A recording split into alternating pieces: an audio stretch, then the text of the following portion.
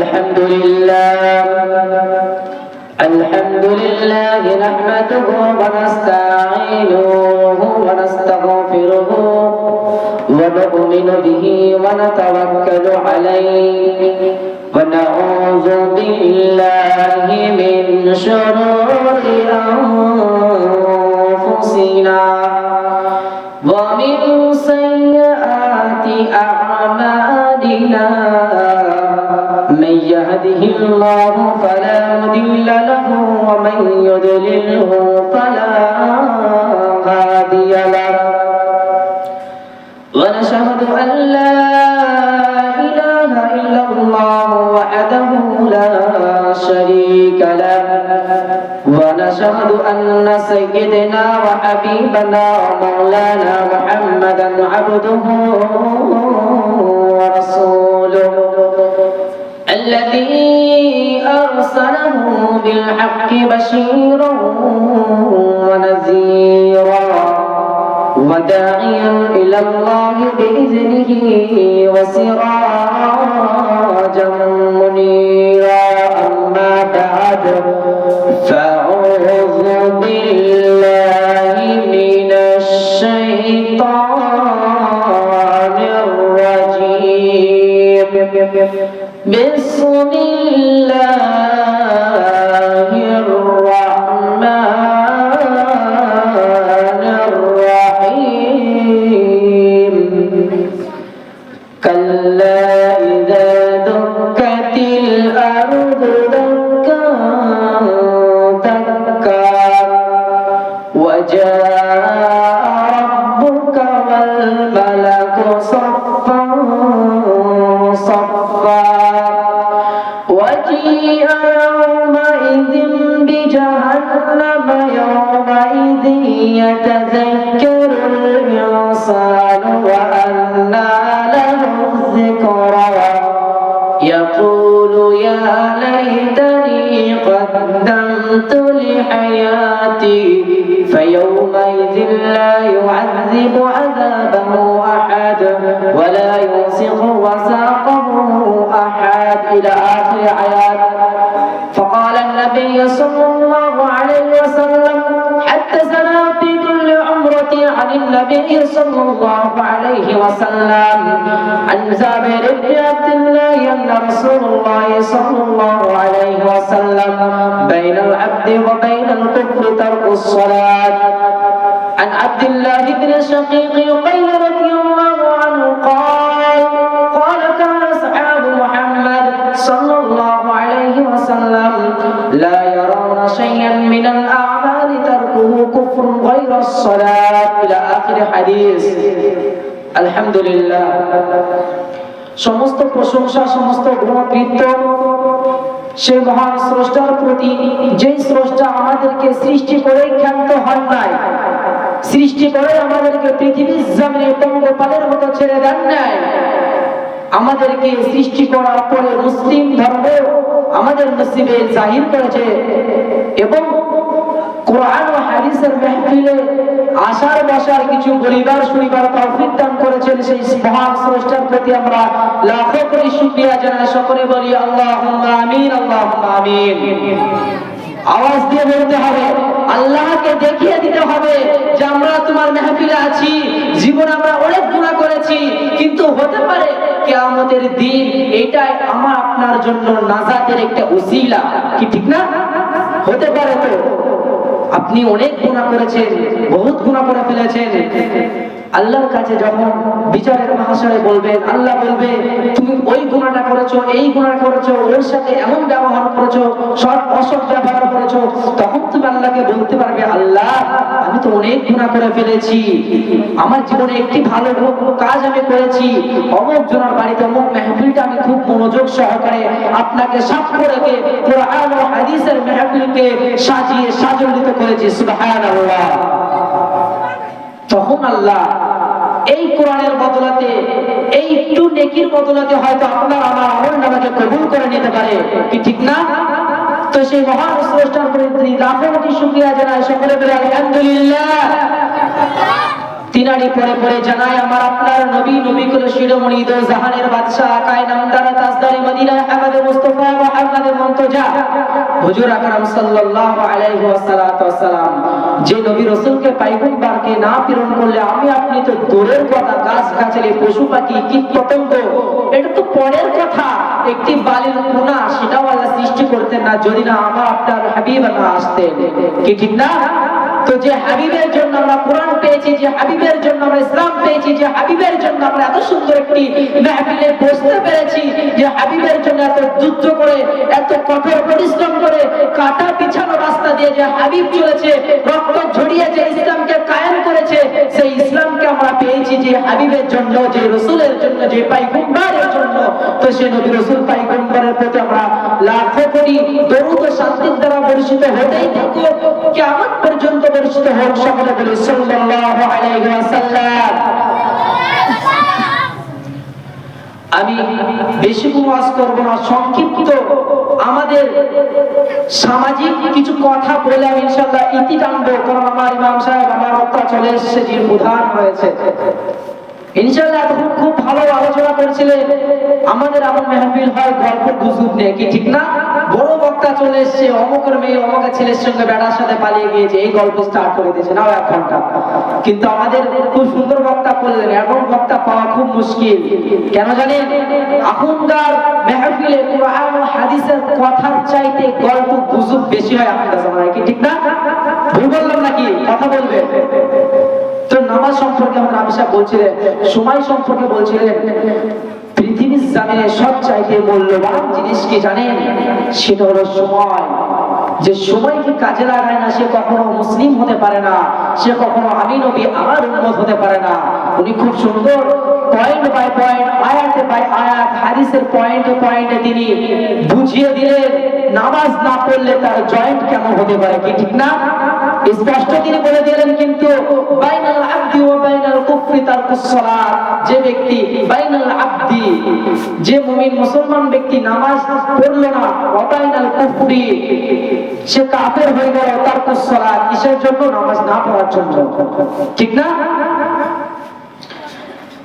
আল্লাহ সুবহানাহু ওয়া তাআলা তার মহাগ্রন্থ কোরআনের মধ্যে পারা নম্বর 10 পৃষ্ঠা নম্বর 7 লাইন নম্বর 8 সূরা নম্বর 9 সূরাতুল তাওবা, সূরা নাম কি?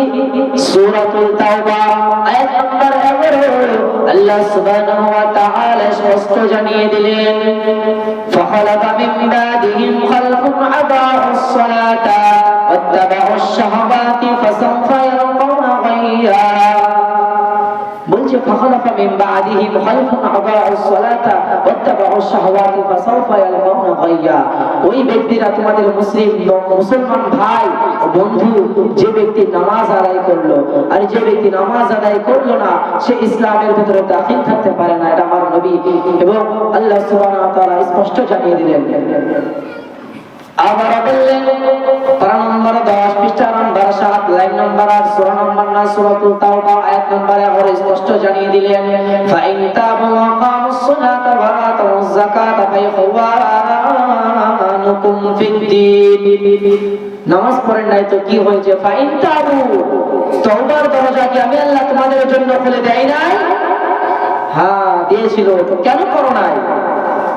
আল্লাহ বলছে মানুষ গুনাহ করবে, আমি আল্লাহ কি জানি নাই? আমি আল্লাহ জানি। মানুষ তুমি যদি গুনাহ না করতে তবে আমি আল্লাহ তোমাদেরকে ধ্বংস করে দিতাম এবং এমন একটি প্রতিনিধি আমি আল্লাহ সৃষ্টি করে দিতাম যারা গুনাহ করত এবং আমি আল্লাহ আমার কাছে তুবু ইলাল্লাহি তাওবাতান নাসুহা, তওবার মতো তওবা, উত্তম তওবা সে তারা করত। তো কেন আপনারা তওবা করেন না? আপনাদের কাছে আমি একটা প্রশ্ন করতে চাই। আমি বক্তা প্রথমে বলেছি বক্তা আমি ভালো না, বক্তা আমি করতে আসি নাই, সামাজিক কিছু আলাদা আলোচনা আপনাদের সঙ্গে করবো আমি ইনশাআল্লাহ। আপনাদের কাছে আমার কোশ্চেন, আপনারা কি জানেন নাই নামাজ না পড়লে কি হয়? উত্তর দেবেন। গুনাহ হয়। রোজা না রাখলে কি হয়? গুনাহ হয়। সুদ খেলে কি হয়? গুনাহ হয়। তো আল্লাহ বলছে যারা জেনে শুনে ভুল করলো ওই সকল আলেমদেরকে আমি আগে জাহান্নামে উদ্বোধন করব। জাহান্নাম উদ্বোধন করবে যারা জানে এবং শুনে, যারা বোঝে। তো আমি আপনাদের কাছে বলতে চাই, এই যে মাঝে মাঝে বলে তুমি আলেম, তুমি সব জানো, কেন তুমি করছো না? তো তো আমি আপনাকে বলতে চাই, নামাজ না পড়লে গুনাহ হয় এটাকে আপনি জানেন নাই? রোজা না রাখলে আপনার গুনাহ হয় এটাকে আপনি জানেন নাই? হজ যাকাত মুফরাদাত না করলে আপনার গুনাহ হয় এটা কি মানুষ আপনি জানেন না? হ্যাঁ জানি। তার কেন মানেন না? কেন মানেন না? তুবু ইলাল্লাহি তাওবাতান নাসুহা, তওবার দরজা আমি আল্লাহ কি খুলে নাই? তো উত্তম তওবা যদি তুমি করতে পারো আমি আল্লাহ কখনো তোমাদের ফিরাবে না। এই ব্যাপারে আল্লাহ সুবহানাহু ওয়া তাআলা 30 বার সূরা আল ফজরের 17 নম্বর আয়াত থেকে স্পষ্ট তিনি জানিয়ে দিলেন, কাল্লা ইযা দুক্কাতিল আরদু দাক্কা দাক্কা। আমি আল্লাহ সুবহানাহু ওয়া তাআলা এই পৃথিবীর জমিনটাকে একদিন ধ্বংস করে দেব, চূর্ণ বিচূর্ণ করে দেব, ধূলিসাৎ করে দেব। ওয়াজা রাব্বুকা ওয়াল মালাকু সাফফা সাফফা। আমি আল্লাহ সুবহানাহু ওয়া তাআলা বিচারের মাহশরে যেইখানে মানব তোমাদের বিচার নেওয়া হবে সেইখানে আমি আল্লাহ সুবহানাহু ওয়া তাআলা কুদরতি ভাবে চলে আসিব। সাফফা সাফফা ওয়াল মালাইকাতু সাফফা সাফফা ওয়াল মালাইকা, আমার যেসব মালাইকা ফেরেশতারা আমার ডানে বামে সামনে পেছনে লাইন দিয়ে চারিদিকে সারিবদ্ধ হয়ে লাইনে লাইন দিয়ে কাতারে কাতার দিয়ে সারিবদ্ধ হয়ে দাঁড়িয়ে যাবে। উদাহরণস্বরূপ আপনাদেরকে আমি বলতে চাই, আমাদের সমাজে যখন কোন প্রেসিডেন্ট আসে, প্রধানমন্ত্রী ধরে নেন আমাদের সমাজে, এই বৃত্তিগুলা গ্রামে ধরে নেন প্রধানমন্ত্রী চলে এসে নরেন্দ্র মোদী, তবে তার সামনে পোস্ট, পেছনে পোস্ট, ডানে পোস্ট, বামে পোস্ট, চারিদিকে পুলিশের লাইন লাইন দিয়ে সারিবদ্ধ হয়ে কাতারে কাতার দিয়ে দাঁড়িয়ে যাবে কি যাবে না? যাবে, যাবে না? এখন যদি নরেন্দ্র মোদী চলে আসে তো চারিদিকে তার পোস্ট, মালাইকা ফেরেশতারা, তার পোস্ট, প্রশাসন, পুলিশ তারা দাঁড়িয়ে যাবে না তার গার্ডের জন্য? তবে আল্লাহ গার্ডের জন্য ফেরেশতাদেরকে দাঁড় করাবেন নাই। আল্লাহর ক্ষমতা কাহাব সেদিন আল্লাহ হবে, তবে তার জোরটাকে দেখানোর জন্য ফেরেশতাদের সেদিন মৃত্যুবরণ করতে হবে। ওই জন্য করে আল্লাহ সুবহানাহু ওয়া তাআলা বললেন, ওয়াল মালাইকাতু সাফফা সাফফা। আমি আল্লাহ যেদিন বিচারের মাহশরে বিচারের জন্য হাজির হয়ে যাব, আমার মালাইকা ফেরেশতারা দুই দিকে লাইনে লাইন দিয়ে কাতারে কাতারে দিয়ে সারিবদ্ধ হয়ে দাঁড়িয়ে যাবে। ওয়াজিআ ইয়াওমাইযিন বিজাহান্নাম। আমি আল্লাহ জাহান্নামকে সেই দিনকে আমন্ত্রণ করব, জাহান্নামকে মানব তোমাদের সামনাসামনি সেদিন আমি আল্লাহ জাহান্নামকে দেখাবো। জাহান্নাম এত ভয়াবহ, এত কঠিন, এত নিকৃষ্টতম জাহান্নামের গর্ত হইবে। আল্লাহ সুবহানাহু ওয়া তাআলা সুন্দরভাবে সূরা আল ফজরের মধ্যে একটি একটি করে পয়েন্ট বাই পয়েন্ট আল্লাহ নবীকে জানিয়ে দিলেন। জাহান্নামের গায়ে একটি নয়, দুইটি নয়, ৭০,০০০ সিন্ডেল শিকল দিয়ে বেঁধে রাখা হইবে। আর একটি নয়, দুইটি নয়, ৭০,০০০ সিন্ডেলের গোড়ায়, এক একটা সিন্ডেল শিকলের গোড়ায় শুধু ৭০,০০০ করে ফেরেশতা টেনে হিঁচড়ে ধরে রাখবে। তাহলে কি বুঝছেন? জাহান্নামের গলায় ৭০,০০০ সিন্ডেল শিকল দিয়ে বেঁধে রাখবে, আর এক একটা শিকলের গোড়ায় ৭০,০০০ করে ফেরেশতা টেনে হিঁচড়ে ধরে রাখবে। আল্লাহ নবী বললেন, ওই যে ফেরেশতারা ধরে রাখবে, ফেরেশতাদের জিহ্বাগুলা কুকুরের মতো ঝুলতে থাকবে, চোখগুলা চোখের বাইরে চলে আসবে, দাঁতগুলা দাঁতের মাড়ির বাইরে চলে আসবে। ওয়াজিআ ইয়াওমাইযিন বিজাহান্নাম। আমি আল্লাহ জাহান্নামকে তোমাদের সামনাসামনি দেখানো হবে। ইয়াওমাইযিন ইয়াতাযাক্কারুল ইনসানু ওয়া আন্না লাহুয যিকরা। মানুষ সেদিন উপলব্ধি করবে, হায় হায় এই পৃথিবীর জন্য যদি আমরা আগে করে কিছু পাঠাইতাম তবে কতই না ভালো হবে। মানুষ সেদিন আফসোস করবে। ফায়াউমাইযিন লা ইউআযযিবু আযাবাহু আহাদ। আল্লাহ সুবহানাহু ওয়া তাআলা বলবে, তোমার এই আফসোস পৃথিবীতে হায়াতে দারাজ থাকতে পৃথিবীর জমিনে যতদিন বান্দা তুমি বেঁচে ছিলে, এই আফসোস, এই অনুতপ্ত পৃথিবীর জমিনে করা উচিত ছিল। আখিরাতে আমি আল্লাহ আমার কাছে কাফার এই সময় করে কোনো লাভ নাই।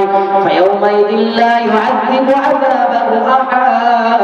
আমি আল্লাহ বান্দা তোমাদেরকে এমন বাঁধনে বাঁধবো, এমন আযাব তোমাদেরকে তোমাকে বান্দা দেব যেই আযাব যেই কষ্ট পৃথিবীর জমিনে এর আগে কখনোই তুমি খাও নাই।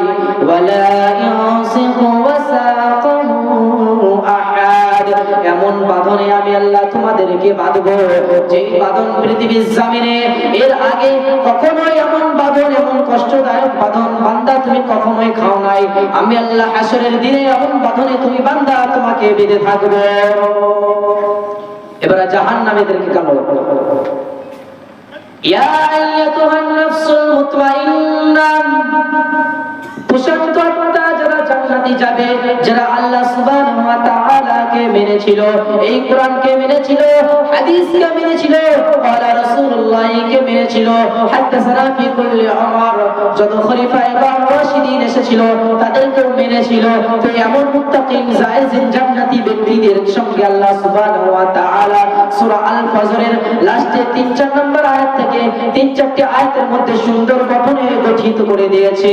ইয়া আইয়াতুহান নাফসুল মুতমাইন্না, হে প্রশান্ত আত্মা, হে আল্লাহ ভীরু আত্মা, হে জান্নাতি আত্মা, হে কোরআন পড়নেওয়ালা মানুষ, হে আল্লাহওয়ালা মানুষ, হে আল্লাহর নবীকে মাননেওয়ালা মানুষ, ফাদখুলি ফি ইবাদি ইয়া আইয়াতুহান নাফসুল মুতমাইন্না, হে প্রশান্ত আত্মা, ইরজিই ইলা রাব্বিকি রাদিয়াতাম মারজিয়া, আমি তোমাদের রব, আমি তোমাদের প্রভু, আমি তোমাদের প্রতিপালক, তুমি আমার বান্দা, আমি আল্লাহ, আমার দিকে তুমি গুটি পাই ফিরে এসো। এবং আর বললেন ফাদখুলি ফি ইবাদি, উত্তম দিন উত্তম আমল নিয়ে এসো, ওয়াদখুলি জান্নাতি, এবং আমি আল্লাহ যেই জান্নাত বানিয়েছি, যেই জান্নাত তুমি বান্দা জান্নাতীদের জন্য বানিয়েছি, আমি আল্লাহ আমাকে মাননেওয়ালা মানুষের জন্য বানিয়েছি, ওয়াদখুলি জান্নাতি, তুমি বান্দা সেই জান্নাতের মধ্যে দাখিল হয়ে যাও। আল্লাহ সুবহানাহু ওয়া তাআলা বললেন, এখানে সুন্দর করে পয়েন্টগুলো বুঝবেন, এই নয় যে আপনাকে আমি সুর করে বলছি বলে যে আপনারা সুর শুনবেন না, এই সুরটা আমাকে বলার জন্য ফরজ নয়, কিন্তু এই যে জ্ঞানটা আপনাকে বলার জন্য আমার নবী জায়েজ করে দিয়েছে। কারণ খায়রুকুম মান তাআল্লামাল কুরআন ওয়া আল্লামা, খায়রুকুম মান তাআল্লামাল কুরআন, তুমি কোরআনের জ্ঞান নাও, হাদিসের জ্ঞান নাও, ওয়া আল্লামা, এবং অপরকে দাও। তবে আমার সুরের কথা কিন্তু এখানে বলে নাই, এই যে খুব কণ্ঠ সুর করে বলতে হবে। এখন মানুষ বলে যে তুমি সুর করে বলো, সুর করে বলো, মধুটা খুব সুন্দর লাগে। তো এই সুন্দর শোনাটা কিন্তু আমার আপনার জন্য ফরজ বা সুন্নাত, ফরজ আইন কিছু না। তবে এই জ্ঞানটা এটা বোঝা, ইসলামকে জানা বোঝা তোমার আমার জন্য ফরজ, ঠিক না? আল্লাহ সুবহানাহু ওয়া তাআলা যেই দিন জাহান্নামীদেরকে জাহান্নামের মধ্যে নিক্ষেপ করা হবে, জাহান্নামের যে দারোয়ান, জাহান্নামের যে লক্ষ্মী, সেই লক্ষ্মীর নাম হলো হযরতে মালিক।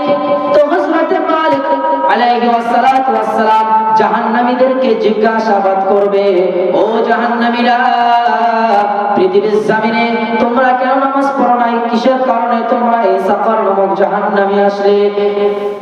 সূরা মুদাসসির 43 থেকে নিয়ে 41 থেকে নিয়ে 43 নম্বর আয়াত পর্যন্ত স্পষ্ট আল্লাহ সুবহানাহু ওয়া তাআলা সুন্দর গঠনে গঠিত করে দিলেন। ফি জান্নাতিন ইয়াতাসাআলুনা আনিল মুজরিমিন, ফি জান্নাতিন ইয়াতাসাআলুন, জান্নাতীরা জান্নাতে গিয়ে বলবে আনিল মুজরিমিন, অপরাধী জাহান্নামীদের প্রসঙ্গে জিজ্ঞাসাবাদ করবে। ফি জান্নাতিন ইয়াতাসাআলুনা আনিল মুজরিমিন মা সালাকাকুম ফি সাকার, ও জাহান্নামীরা, ও পাপিষ্ঠ আল্লাহর নিকৃষ্ট পাপাচার বান্দা বান্দীরা, মা সালাকাকুম ফি সাকার, তোমরা বলো কিসের জন্য আজকে এই সাকার নামক জাহান্নামে তোমাদের নিক্ষেপ করলো? কিসের কারণে এই সাকার নামক জাহান্নামে তোমাদেরকে আসিতে হইল? তুমি বলো। ক্বালু, তখন জাহান্নামীরা বলতে লাগবে, লাম নাকু মিনাল মুসাল্লিন, পৃথিবীর জমিনে আমরা মুমিন ছিলাম, পৃথিবীর জমিনে আমরা মুসলমান ছিলাম, কিন্তু মুসল্লি ছিলাম না। কি বলবে? লাম নাকু মিনাল মুসাল্লিন, শুনছেন তো নাকি? সারা দেবেন, শুনছেন তো? সারা দেয় না, শয়তান ফিরেছে, ঘুমিয়ে গেছেন। তো আমার একটি হাদিস, আমার একটি যিনি আমাদের বুলুগুল মারাম পড়াতেন, একটি হাদিসের নাম বুলুগুল মারাম কিফা হাদিস। তো তিনি একটা কথা বলতেন, এ খুশিয়া এ